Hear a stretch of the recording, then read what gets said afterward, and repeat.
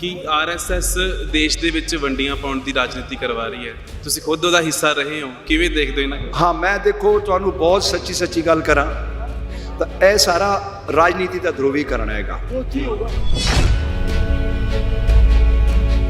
BJP ਬਹੁਤ ਅੱਛੀ party ਸੀ, ਲੇਕਿਨ ਹੁਣ ਜਿਹੜਾ ਇਹ ਬੰਦਾ ਆ ਗਿਆ ਤਾਂ ਨਰ ਪਿਸ਼ਾਚ ਹੈਗਾ। ਇਹ ਤਾਂ ਹਿੰਸਕ ਆਦਮੀ ਹੈ, ਹਿੰਸਕ ਪਸ਼ੂ ਹੈ। ਆਦਮੀ ਕਹਿਣਾ ਵੀ ਉਹਨੂੰ ਗਲਤ ਹੈ। ਵੇਦ ਪੁਰਾਣ ਕੀ ਦੱਸਦੇ ਨੇ ਵੀ ਸਰਕਾਰ ਕਿਵੇਂ ਚੱਲਣੀ ਚਾਹੀਦੀ? शास्त्र के अंदर तो यह आंदा है कि अधर्म जब धर्म का कवच पहन कर खड़ा हो जाए तो उसे नष्ट कर देना ही धर्म है। ਤੁਸੀਂ ਵੀ ਸਵਾਮੀ ਹੋ ਕਿ ਸੰਤ ਸਮਾਜ ਸਾਰਾ, ਕਿਉਂਕਿ ਸੰਤ ਸਮਾਜ ਮੰਨਿਆ ਜਾਂਦਾ ਕਿ ਆਰਐਸਐਸ ਦੀ ਰੀੜ ਦੀ ਹੱਡੀ ਹੈ, ਬੀਜੇਪੀ ਦੀ ਰੀੜ ਦੀ ਹੱਡੀ ਹੈ, ਕੀ ਇਹ ਗੱਲਾਂ ਸਾਰੀਆਂ ਸੰਤ ਸਮਾਜ ਸਮਝਦਾ ਹੈ? मेरे पुराने मित्र इन 50 साल ਜਿਹੜੇ ਮੀਡੀਆ ਹਾਊਸਸ ਚਲਾਉਂਦੇ ਸੀ, ਮੈਂ ਕਿਹਾ ਤੁਸੀਂ ਤੁਹਾਡੇ ਦਿਲ ਦੀ ਗੱਲ ਕਹੋ। ਜਿਹੜੇ ਹਾਊਸ ਚਲਾਉਂਦੇ ਸੀ ਕਹਿੰਦੇ ਸਵਾਮੀ ਜੀ ਤੁਹਾਡੇ ਸਾਹਮਣੇ ਅਸੀਂ ਝੂਠ ਨਾ ਹੀ ਬੋਲ ਸਕਦੇ। ਇਹ ਸਾਡੇ ਜਿਹੜੇ ਪੱਤਰਕਾਰ ਅਸੀਂ ਭੇਜਦੇ ਆਏ ਨਾ, ਇਹ ਆਪਣੇ ਖੂਨ ਨਾਲ ਸ਼ਬਦ ਲਿਖਦੇ ਨੇ, ਅਸੀਂ ਉਹਨਾਂ ਦਾ ਵਪਾਰ ਕਰਦੇ ਆਏ। ਮਿਲ ਗਿਆ ਤੁਹਾਨੂੰ ਜਵਾਬ? ਟੰਕੇ ਦੀ ਚੋਟ ਤੇ ਕਹਿਣਾ ਅਸੀਂ ਦਿਲ ਦੀ ਗੱਲ ਕਰਨ ਆਏ, ਪੰਜਾਬ ਤੋਂ ਆਏ ਆ। ਕਿਸਾਨੀ ਧਰਨੇ ਨੂੰ ਲਗਾਤਾਰ ਬਲ ਮਿਲ ਰਿਹਾ ਹੈ, ਮਜ਼ਬੂਤ ਹੋ ਰਿਹਾ ਹੈ। ਇਸ ਧਰਨੇ ਦੇ ਵਿੱਚ ਦਿੱਲੀ 'ਚ ਪਹੁੰਚੇ ਨੇ ਸਵਾਮੀ ਹਰਸ਼ਾਨੰਦ ਜੀ। ਸਵਾਮੀ ਜੀ ਸਤਿ ਸ੍ਰੀ ਅਕਾਲ, ਨਮਸਕਾਰ, ਰਾਮ ਰਾਮ। ਹਾਂਜੀ, ਸਾਰੇ ਧਰਮਾਂ ਦੀ ਪ੍ਰਾਰਥਨਾ ਮੈਂ ਇਕੱਲਾ ਹੀ ਕਰਦਾ, ਪਾਸਟਰ ਦੀ ਵੀ, ਅੱਲਾ ਦੀ ਵੀ, ਗੁਰਦੁਆਰੇ ਦੀ ਵੀ, ਪ੍ਰਭੂ ਰਾਮ ਜੀ ਦੀ ਵੀ। ਮੇਰੇ ਅੰਦਰ ਸਾਰੇ ਸਮਾਏ ਹੋਏ ਨੇ। ਮੈਂ ਕਦੀ ਉਹਨਾਂ ਨੂੰ ਬਾਹਰ ਨਾ ਖੋਜਿਆ। ਜੋ ਤਿਲਮਾਹੀ ਤੇਲ ਹੈ, ਜੋ ਚਕਮਕ में आग, तेरा साईं तुझ में जाग सके तो जाग। बुरा जो देखन मैं चला, बुरा न मिलिया कोई, जो दिल खोजत आपनो मुझसे बुरा न कोई। ਸਵਾਮੀ ਜੀ ਤੁਹਾਨੂੰ ਯੋਗੀ ਕਹੀਏ ਜਾਂ ਸਵਾਮੀ ਕਹੀਏ? ਕੁਛ ਵੀ ਕਹਿ ਦੋ, ਇਹ ਸਰੀਰ ਦਾ ਨਾਂ ਹੈ। ਇਹ ਤਾਂ 5 ਮਹਾਭੂਤ ਹਨ। ਇਹਦੇ ਅੰਦਰ ਜਿਹੜਾ ਬੈਠਿਆ ਉਹ ਤਾਂ ਆਤਮਾ ਰਾਮ ਹੈ। ਉਸ ਨਾਲ ਗੱਲ ਕਰੋ ਤਾਂ ਬੜਾ ਆਨੰਦ ਆਏਗਾ। ਉਸ ਨਾਲ ਗੱਲ ਕਰੋ। ਤੁਸੀਂ ਆਰਐਸਐਸ ਦਾ ਪ੍ਰਚਾਰ ਕਰਦੇ ਰਹੇ ਹੋ। ਹਾਂਜੀ ਹਾਂਜੀ, ਐਕਚੁਅਲ ਮੇਰਾ ਜਿਹੜਾ ਕੰਮ ਹੈਗਾ ਉਹ ਯੋਗ ਇੰਸਟ੍ਰਕਟਰ ਆ। ਮੈਂ ਯੋਗ ਦਾ ਸਿੱਖਿਅਕ। ਮੈਂ ਬੱਚਿਆਂ ਨੂੰ ਸਰੀਰ, ਪ੍ਰਾਣ ਔਰ ਵਿਚਾਰ ਤਿੰਨੋਂ ਦਾ ਸੰਤੁਲਨ ਬਣਾਉਣ ਸਿਖਾਉਂਦਾ, ਔਰ ਨਾਲ ਕੈਦੀਆਂ ਨੂੰ ਅਪਰਾਧ ਸੇ ਅਧਿਆਤਮ ਦੀ ਔਰ ਸਾਡਾ ਪ੍ਰੋਗਰਾਮ ਹੁੰਦਾ ਹੈ ਕਿ ਤੁਹਾਨੂੰ ਸਮਾਜ ਨੇ ਬੁਰਾ ਬਣਾ ਦਿੱਤਾ, ਇਹ ਝੂਠੇ ਸੱਚੇ ਕੂੜੇ ਕੇਸ ਲਾ ਕੇ ਤੁਹਾਨੂੰ ਅੰਦਰ ਕਰ ਦਿੱਤਾ, ਤੁਹਾਡਾ ਅਸਲੀ ਇਨਸਾਨ ਛੁਪ ਗਿਆ। ਆਓ ਉਸ ਨੂੰ ਬਾਹਰ ਦੁਨੀਆ ਨੂੰ ਦਿਖਾਉਂਦੇ ਆਏ। ਮੇਰੇ ਹਿਸਾਬ ਨਾਲ ਦੁਨੀਆ ਦੇ ਅੰਦਰ ਇੱਕ ਵੀ ਇਨਸਾਨ ਬੁਰਾ ਨਹੀਂ ਹੈ। ਇਹ ਸਮਾਜਿਕ ਵਿਵਸਥਾ ਉਹਨੂੰ ਬੁਰਾ ਬਣਾ ਰਹੀ ਹੈ। ਅਸੀਂ ਸਮਾਜਿਕ ਵਿਵਸਥਾ ਬਦਲੋ, ਉਹਦੇ ਅੰਦਰ ਦਾ ਚੰਗਾ ਇਨਸਾਨ ਬਾਹਰ ਆ ਜਾਏਗਾ। ਬਿਲਕੁਲ। ਤੁਸੀਂ ਇੱਕ ਸਵਾਲ ਜਿਹੜਾ ਆਮ ਤੌਰ ਤੇ ਉੱਠਦਾ ਹੈ ਕਿ ਆਰਐਸਐਸ ਦੇਸ਼ ਦੇ ਵਿੱਚ ਵੰਡੀਆਂ ਪਾਉਣ ਦੀ ਰਾਜਨੀਤੀ ਕਰਵਾ ਰਹੀ ਹੈ। ਤੁਸੀਂ ਖੁਦ ਉਹਦਾ ਹਿੱਸਾ ਰਹੇ ਹੋ, ਕਿਵੇਂ ਦੇਖਦੇ ਹੋ ਇਹਨਾਂ ਗੱਲਾਂ? ਹਾਂ ਮੈਂ ਦੇਖੋ ਤੁਹਾਨੂੰ ਬਹੁਤ ਸੱਚੀ ਗੱਲ ਕਰਾਂ ਤਾਂ ਇਹ ਸਾਰਾ ਰਾਜਨੀਤੀ ਦਾ ਧਰੁਵੀਕਰਨ ਹੈਗਾ। ਅਸੀਂ ਜਿਸ ਟਾਈਮ ਸ਼ਾਖਾ ਦੇ ਅੰਦਰ ਜਾਂਦੇ ਸੀ, ਮੈਂ ਸ਼ਾਖਾ ਸੰਚਾਲਕ ਸੀ, ਬੰਦਾ ਵੈਰਾਗੀ ਸ਼ਾਖਾ ਚਲਾਉਂਦਾ ਸੀ। ਸਾਡੇ ਇੱਥੇ ਬੌਧਿਕ ਪ੍ਰਮੁੱਖ ਆਉਂਦੇ ਸੀ, ਕੁਸ਼ਾਭਾਊ ਠਾਕਰੇ, ਬਾਬਾ ਸਾਹਿਬ ਨਾਥੋ ਜੀ, ਪਿਆਰੇ ਲਾਲ ਖੰਡੇਲਵਾਲ, ਕਪਤਾਨ ਸਿੰਘ ਸੋਲੰਕੀ, ਲਾਲ ਕ੍ਰਿਸ਼ਨ ਅਡਵਾਨੀ, ਇਹ ਸਾਰੇ ਸਾਡੇ ਬੌਧਿਕ ਪ੍ਰਮੁੱਖ ਸੀ। ਅਸੀਂ ਛੋਟੇ ਬਾਲਕ ਸੀ, ਅਸੀਂ ਬੜੇ ਪ੍ਰੇਮ ਨਾਲ ਗੀਤ ਗਾਉਂਦੇ ਸੀ। ਉਹ ਸਾਨੂੰ ਕਹਿੰਦੇ ਸੀ, ਅੱਜ 50 ਸਾਲ ਬਾਅਦ ਤੁਹਾਨੂੰ ਯਾਦ ਕਰਾ ਰਿਹਾ ਮੈਂ ਉਹ ਗੱਲ। ਉਹ ਕਹਿੰਦੇ ਸੀ ਜਿਸ ਟਾਈਮ ਸਨਾਤਨ ਸੰਸਕ੍ਰਿਤੀ ਖਤਮ ਹੋਣ ਲੱਗੀ, ਉਸ ਟਾਈਮ 5 ਪਿਆਰਿਆਂ ਦੇ ਬਲੀਦਾਨ ਤੇ ਸਿੱਖ ਪੰਥ ਖੜਾ ਕੀਤਾ ਗਿਆ। ਇਹ ਪੰਥ, ਇਸ ਪੰਥ ਨੇ ਅੱਜ ਇਸ ਝੰਡੇ ਨੂੰ ਚੁੱਕਿਆ ਭਾਰਤ ਮਾਤਾ ਦੇ। ਤਾਂ ਇਹ ਪੰਥ ਅਗਰ ਰਹੇਗਾ, ਭਾਰਤ ਵੀ ਰਹੇਗਾ। ਇਹ ਭਾਰਤ ਦੇ ਅੰਦਰ 90% ਬਲੀਦਾਨੀਆਂ ਦਾ ਇਤਿਹਾਸ ਇਸੇ ਪੰਥ ਦਾ ਰਿਹਾ। ਕਿਉਂ? ਇਸ ਪੰਥ ਦੇ ਅੰਦਰ ਜਿਹੜੇ ਗੁਰੂ ਨੇ ਪ੍ਰਸ਼ਾਦ ਇਹਨਾਂ ਨੂੰ ਚਖਾਇਆ ਕਿ ਪ੍ਰਕਿਰਤੀ ਨਾਲ ਜੁੜ ਕੇ ਰਹੋ, ਪੁਰਸ਼ਾਰਥ ਕਰੋ, ਉਹ ਵੰਡ ਚੱਖੋ, ਸਾਰਿਆਂ ਨਾਲ ਹਿਲ ਮਿਲ ਕੇ ਰਹੋ, ਕੋਈ ਭੇਦਭਾਵ ਨਹੀਂ ਰਹਿਣਾ ਚਾਹੀਦਾ। ਇਹ ਜਿਹੜੀ ਪਵਿੱਤਰ ਭਾਵਨਾ ਹੈ ਹੋਰ ਕਿਸੇ ਦੇ ਅੰਦਰ ਨਹੀਂ ਹੈ।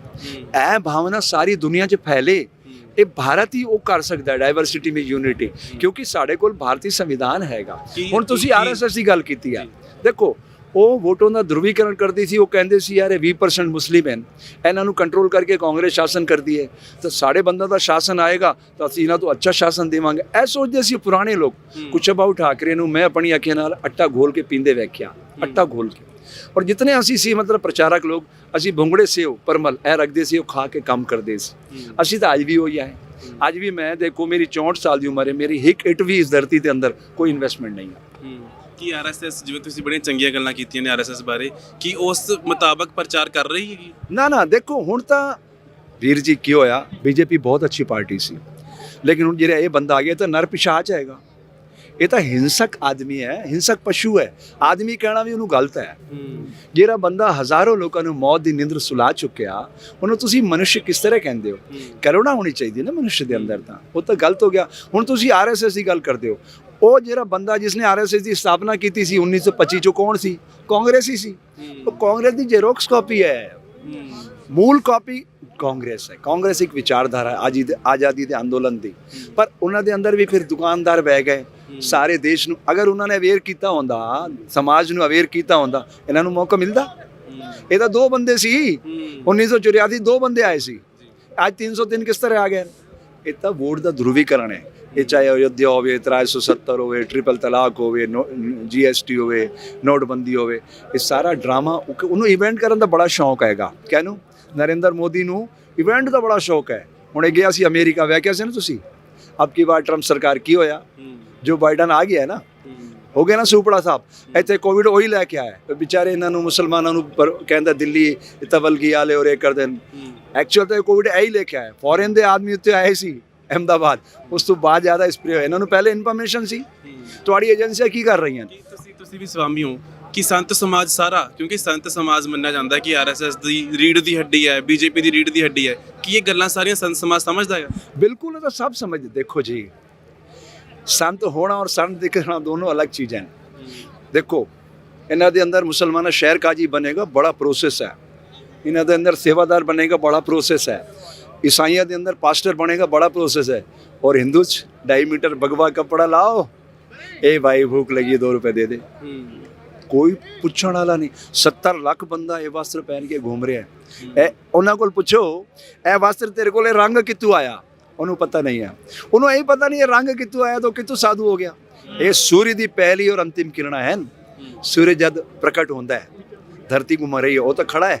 सूर्य जब प्रकट होता है तो एंटीऑक्सीडेंट स्प्रे करता है इस वायुमंडल के अंदर, सैफरॉन कलर। ये सैफरॉन कलर है, भगवा कलर। और जब जाता है फिर कहता है कि देखो मैं जा रहा। इसका मतलब है कि तुहानू टाइम कुछ मिले इस धरती ते रहने का। 100 साल अगर तुसी जियोगे तो 36,500 दिन तुहाडे कोल है। 18,250 दिन सोना खाना पीना नचना गाना, अद्धा बच्चा अद्धा बचपना अद्धा बुढ़ापा काट लो। 6,000 दिन हैं तुहाडे कोल।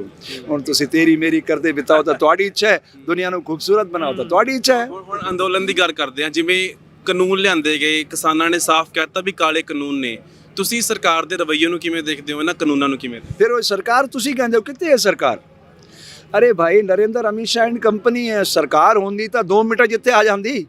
ਸਾਰੇ ਕਿਸਾਨ ਸੰਗਠਨ, ਖਾਲੀ ਉਹਨਾਂ ਦਾ ਇੱਕ ਉਹ ਜਿਹੜਾ ਪਿੱਠੂ ਸੰਗਠਨ ਹੈ ਤੋਤਾ भारतीय किसान संघ, वो उन्होंने समर्थन करे, बाकी तो सारे खिलाफ है ना। वो तो उन्होंने तो बाहर नहीं जा सकता। वो नरेंद्र ने फोन किया होना है, चलो तुसी बयान का जारी करो, कर दिता उन्होंने। सारे संगठन हिंदुस्तान के किसानों के कहने सानू तेरा कानून नहीं चाहिए। मैं साधु हाँ, सानू साधुआं नू तू कानून सिखा रहा है, पहले साड़ी भावना तो सुन के असीं की चाहते हैं। वेद पुराण की दसदे ने भी सरकार किवें चलनी चाहिए। शास्त्र के अंदर तो यह आंदा है कि अधर्म जब धर्म का कवच पहन कर खड़ा हो जाए तो उसे नष्ट कर देना ही धर्म।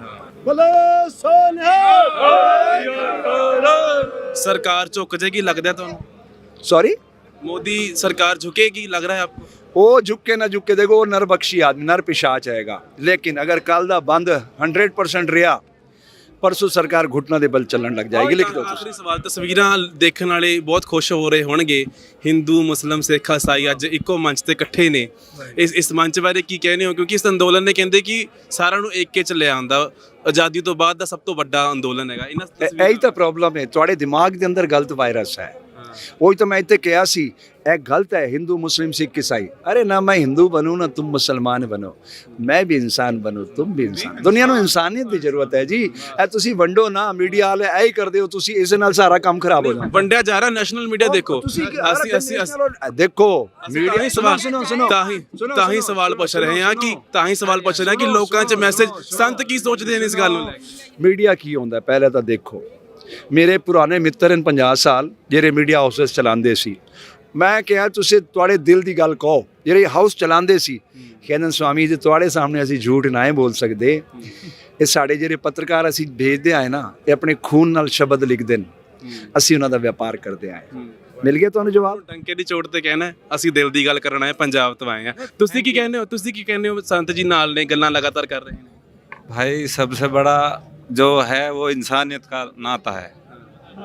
अब से भी और जब से दुनिया बनी तब से ही ये इंसानियत का नाता सबसे बड़ा नाता है।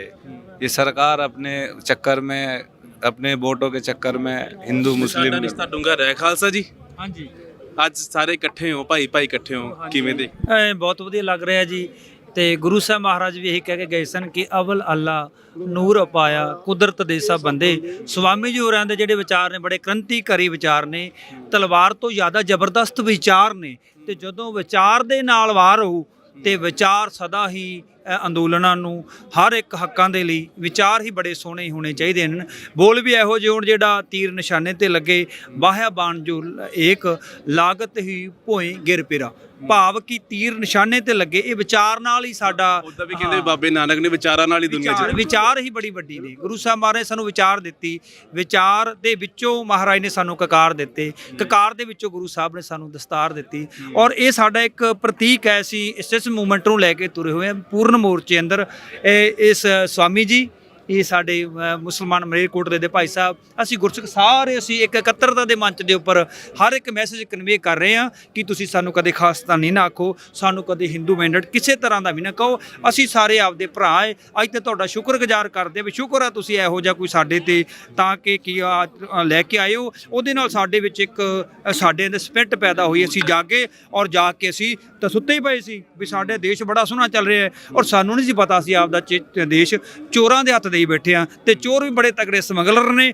ਹੁਣ ਪਹਿਰੇਦਾਰ ਭਾਈ ਜਾਗ ਪਏ ਨੇ ਤੇ ਹੁਣ ਤੁਸੀਂ ਆਪਣਾ ਬੰਦੋਬਸਤ ਕਰੋ। ਤੇ ਕੱਲ ਨੂੰ ਸਾਰਿਆਂ ਨੂੰ ਬੇਨਤੀ ਕਰਦੇ ਤੁਹਾਡੇ ਮਾਧਿਅਮ ਰਾਹੀਂ ਕਿ ਕੱਲ ਨੂੰ ਜਿਹੜਾ 8 ਤਰੀਕ ਦਾ ਘਰ ਘਰ ਦੇ ਅੰਦਰ ਹਰ ਨਗਰ, ਹਰ ਪਿੰਡ, ਹਰ ਦੇਸ਼ ਵਿਦੇਸ਼ ਦੀ ਧਰਤੀ ਤੇ ਪੂਰਨ 8 ਤਰੀਕ ਨੂੰ ਤੁਸੀਂ ਆਪਣਾ ਬੰਦ ਦਾ ਸੱਦਾ ਦਿੱਤਾ ਹੋਇਆ ਹੈ। ਤੁਸੀਂ ਉਹਨੂੰ ਪੂਰਨ ਤੌਰ ਤੇ ਬੰਦ ਕਰਨਾ ਹੈ।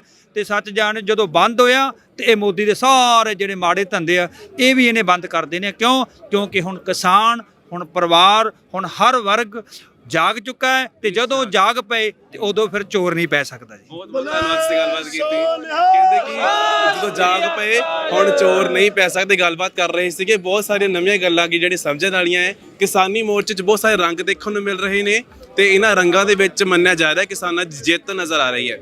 ਆਪਣਾ ਸਹਿਯੋਗੀ ਸਿਮਰਨਜੀਤ ਦੇ ਨਾਲ ਕਰਨ ਸ਼ਰਮਾ, ਅੱਖਰ ਦੇ ਲਈ।